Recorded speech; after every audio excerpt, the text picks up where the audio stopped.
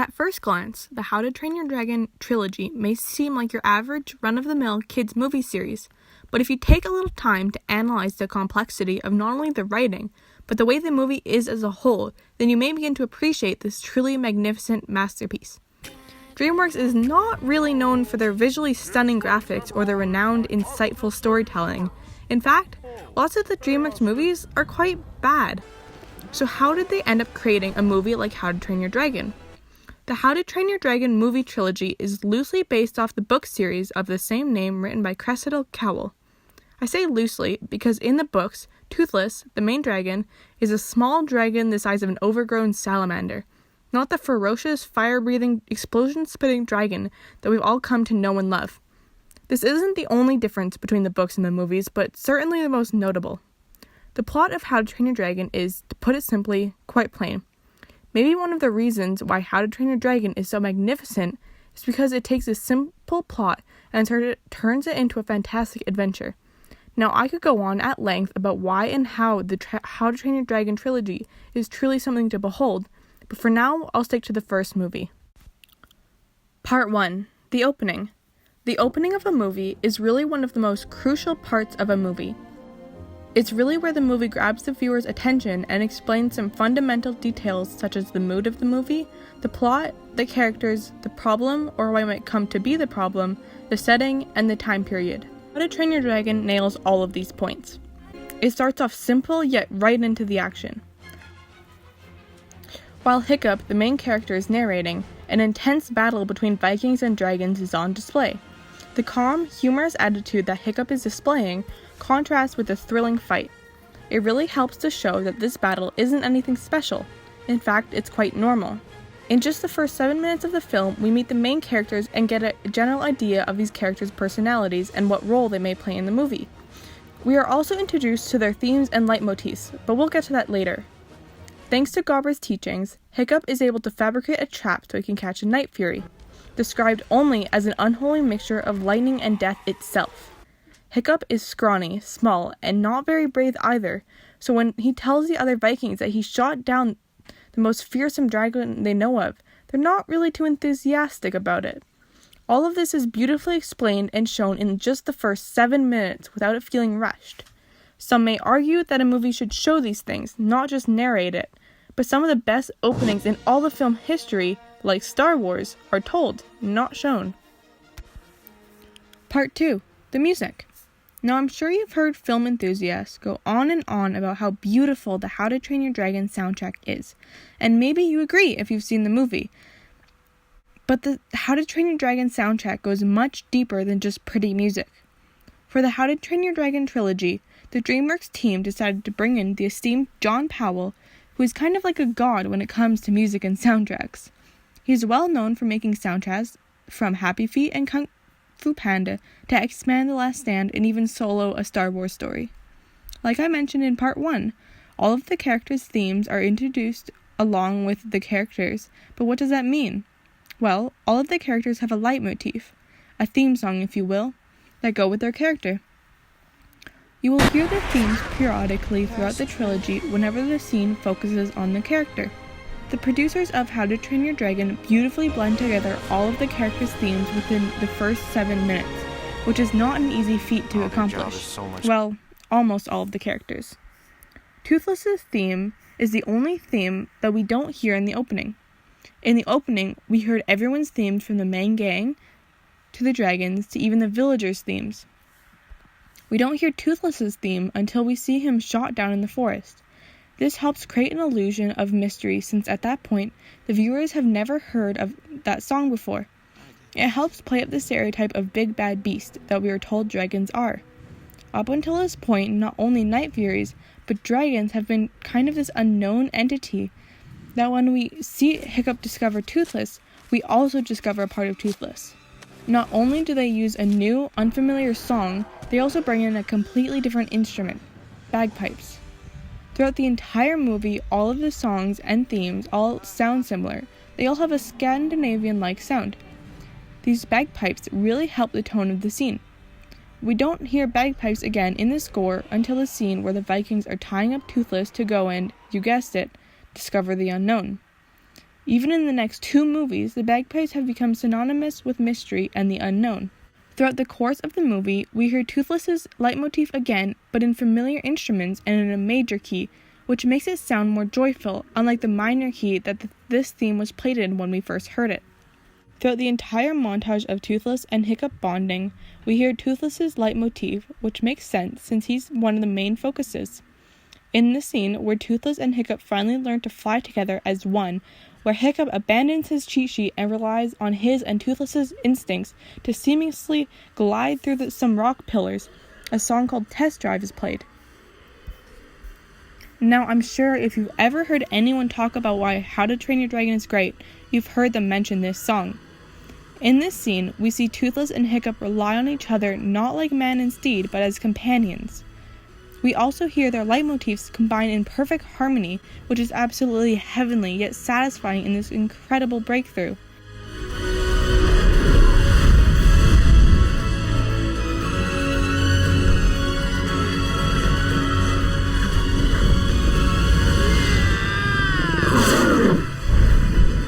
Come on! Part 3. Storytelling. Like I said previously, the storyline is quite basic and average. The producers really decided to push their limits when they wanted to adapt the novel series into something completely different while still holding true to the bland storyline. Only a real genius could pull off something that incredible. Maybe like the directors from Lilo and Stitch? Legendary Chris Sanders and Dean DuBois, directors of Lilo and Stitch, paired up once again to work on this trilogy, produced by Bonnie Arnold. What really made this storyline exceptional is how beautifully it was written.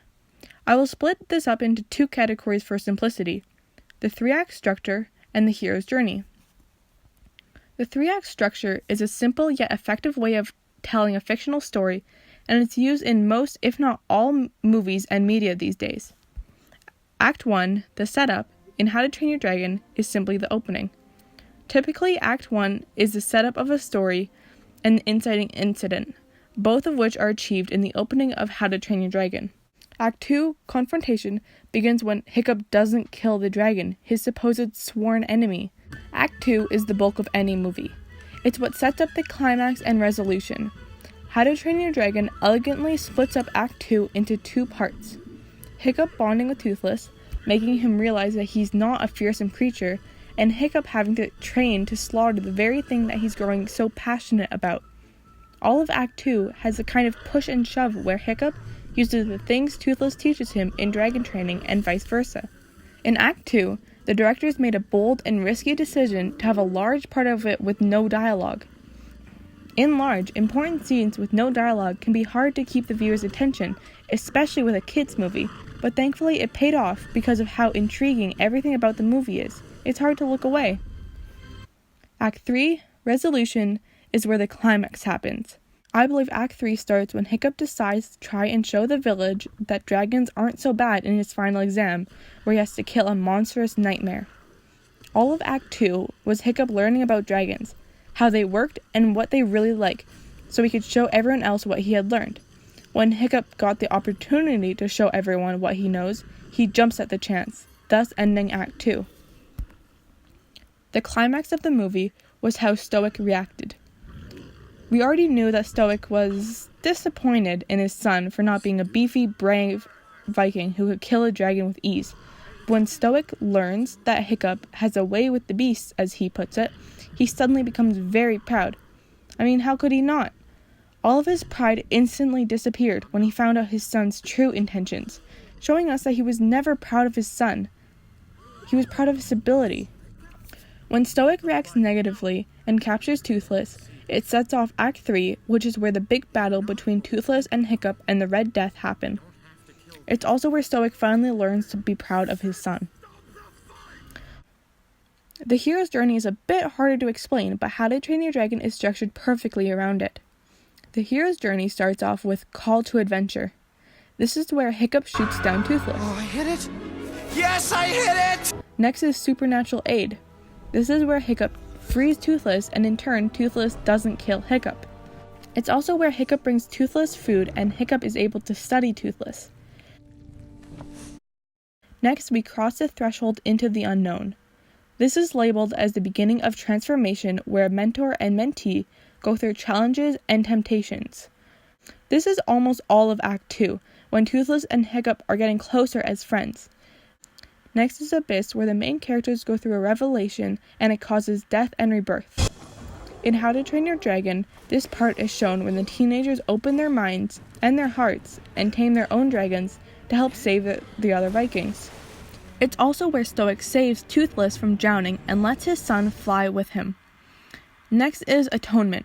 Hiccup loses his leg because he originally shot down Toothless, which started this big chain of events that ended up with all of the Vikings almost dying at the dragon nest. Hey, it's okay though. You got me back. Right, bud? You couldn't save all of me, could you? You just had to make it even. So, peg leg.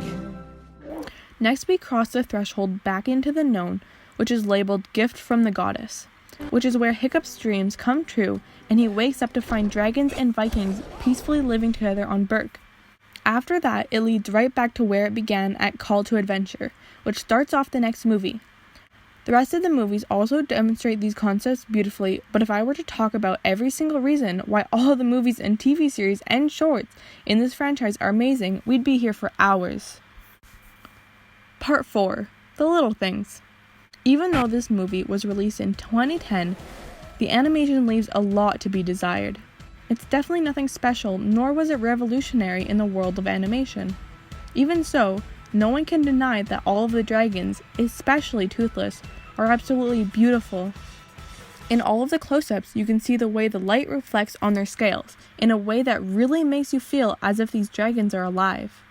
This is largely thanks to Roger Deakins, a famous cinematographer known for working on projects such as Blade Runner 2049, Skyfall, and Fargo. Deakins worked on lighting in How to Train Your Dragon, which really helps bring up the quality of the average at best animation. The team working on How to Train Your Dragon really didn't know much about how dragons act. I mean, how could they?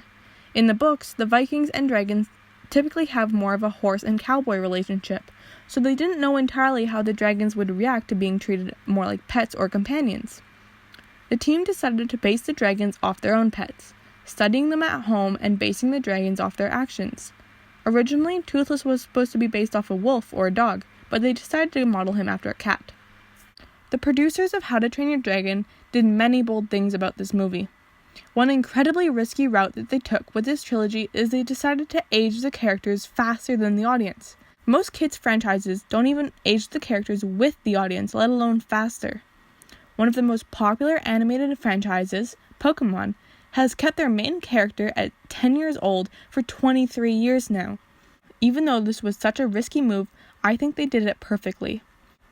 In the first movie, Hiccup is someone that the audience can identify with, especially a young person. As the trilogy progresses, and Hiccup ages faster than the audience, we see him grow as a person. The choices he makes and how that helps him mature and evolve into the person he ends up being. A child can see this happen and see how choices influence your future. They can see the responsibility but also the freedom that you gain from growing up. If they aged the characters with the audience, or not at all, they wouldn't be able to show this. As Hiccup's life progresses, we see him going through the hard times, make difficult choices, and sacrifice many things that cause him great sorrow. Even though he does all this stuff to cause him pain, he still ends up having a happy life. That pain is temporary. It reminds us that sadness is simply the absence of happiness, and, as Bob Ross would say it, you have to have the sad times to appreciate when the good times come. There we go.